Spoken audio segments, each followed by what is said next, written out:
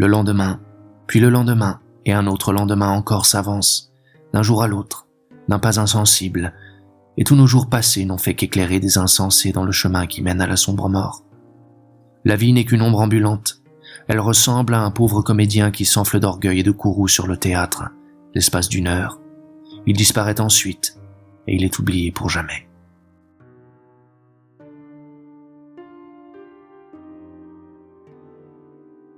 Être ou ne pas être, c'est là la question.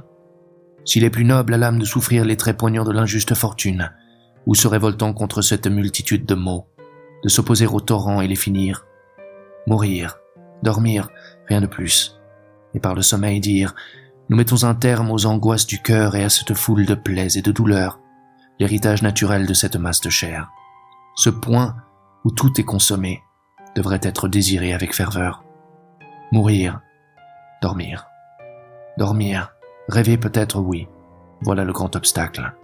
Car de savoir quels songes peuvent survenir dans ce sommeil de la mort, après que nous nous sommes dépouillés de cette enveloppe mortelle, c'est de quoi nous forcer à faire une pause. Voilà l'idée que donne une si longue vie à la calamité.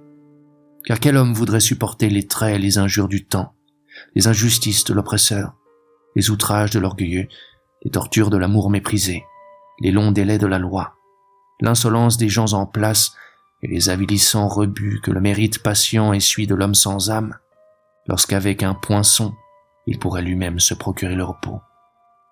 Qui voudrait porter tous ces fardeaux et suer et gémir sous le poids d'une laborieuse vie, si ce n'est que la crainte de quelque avenir après la mort? Cette contrée ignorée dont nul voyageur ne revient plonge la volonté dans une affreuse perplexité et nous fait préférer de supporter les maux que nous sentons plutôt que de fuir vers d'autres maux que nous ne connaissons pas. Ainsi la conscience fait de nous tous des poltrons, ainsi tout le feu de la résolution la plus déterminée se décolore et s'éteint devant la pâle lueur de cette pensée.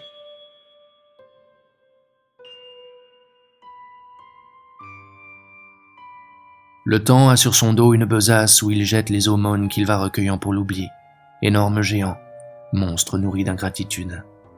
Ses rebuts sont les belles et les bonnes actions passées, dévorées aussitôt qu'elles sont nées, oubliées dès qu'elles sont faites. La persévérance seule entretient l'honneur dans son éclat. Avoir fait, c'est être comme passé de mode et suspendu à l'écart, ainsi qu'une cotte d'armes rouillée dans un dépôt formé pour la curiosité de l'avenir.